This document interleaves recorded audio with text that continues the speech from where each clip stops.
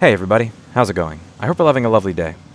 On this channel, I will often discuss the issues that I have had while running a business in New York City. My problems with the government.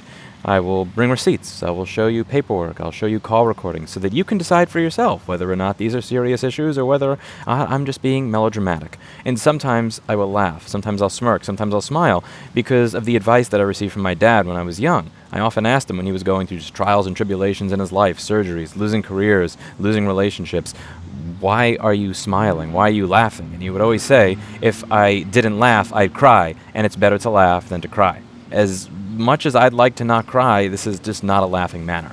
Somebody's life was taken because a parking garage collapsed in New York City recently. The more you dig into the story, the more you realize how easily this could have been prevented if New York City's government had even the most basic sense of accountability, responsibility, competence in any way, shape, or form. So let's dig into this, because I believe that it is very unfortunate that somebody lost their life as a result of this. Kazimir Vilenchek, New York City's acting buildings commissioner, said at the news conference that the building had several open violations dating back to 2003, although he also indicated that plans had been filed to correct them in 2010.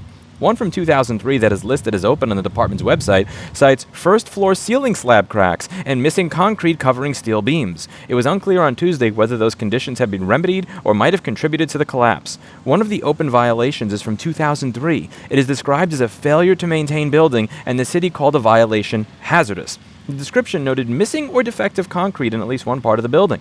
Another violation, also still listed as open, is from 2009. Part of the description in that violation says, loose piece of concrete in danger of falling at various locations. A city record from 2010 shows 34 new auto lifts were installed at the property. Now again, I am not a contractor, so please do take what I have to say with a grain of salt. I fix MacBook motherboards for a living and yell into a laptop webcam. You have loose concrete and then allow the installation of 34 new auto lifts? Are you effing kidding me?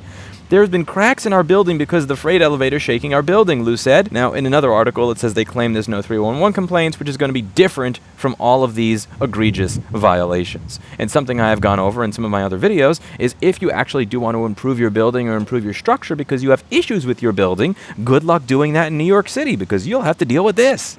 Sonny, can you tell us what it is that we're looking at over here? I'm trying to see. I think is that a glass door? Is there anything on the other side of this? I can't see through all the paper. Work permits, bro. You literally can't see inside the building because it is filled with work permits that keep you from being able to get started on work that you'd like to do, to the point where people don't maintain their buildings at all, to the point where you have this. And in spite of all of this paperwork, in spite of all of this overreach, in spite of all of what the Department of Buildings is doing, you have a building that for damn near 20 years you knew was in garbage condition. And they're installing new auto lifts and you don't even care. But all this red tape means that all these buildings are kept in perfect mint condition in spite of their age, right? Wrong. Just waiting to hear back. Oh my God. Okay. Rachel Bryant woke up this morning and looked out the window. She couldn't believe her eyes. You can literally see that my apartment building is falling off the wall. The whole front of the face of the building is all attached together, and then it's all going to collapse with the fire escapes and everything off of the side of the building. This isn't funny anymore. New York City government incompetence is starting to cost people their lives. And if you don't believe that they're incompetent, well, just take a listen to some of this. Does that have to get entered into the Leeds Online database, or how does that work? Okay, so now what I'm going to do, since again, admittedly, I have never done a consumer affairs case before. I'm also not able to print today. It's a problem too because I can't print anything. But I guess this is nap time. It says enter security codes displayed below, and then press continue, but there's no security code. Oh, this is ridiculous. You know what? I'll tell you what. I like the part where she tries to enter the information on New York State's website, and New York State's website gives her an error. I'm not crazy. None of this works. God bless you. No matter how many times I asked the question, the gentleman there, who seemed not to understand what I was asking about, you're being served, basically printed out a bunch of stuff for me and then wrote out on a piece of paper, once warrant is satisfied, company purchase EDU from this office for $8. And I kept saying to him, no, it was a mistake and it's going to be resolved. That's not the problem.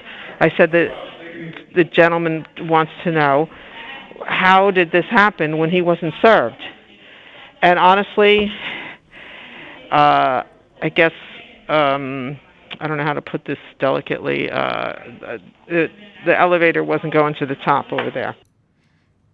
I'm pretty sure she just said that they're idiots. Looking in the account at a glance, this collection case ID that you gave me doesn't match your account at all. And in fact, we're showing that you have no balance. So the mailing address that we have on file is P.O. Box 842, Berwick, Maine. Is that the correct address? No, I've never lived in Maine. I've been to Maine once in my life. What? Oh, I apologize. And I left last year. I'll be honest with you, if everybody who ran New York City were just like you and your employees, I'd probably still be there. We're in Albany. I just make a joke with that all the time. Yeah, we're not in New York City. We're Albany. No. She's laughing. She's having a good old time laughing at the fact that she knows that the people that work in the other branch of her city government are morons and fools. The person before her was laughing, knowing that the elevator is not going to the top up there. The second person is admitting to me that they barely know how to do their job. It's nap time. And the first person, I don't even think he knows that he's alive.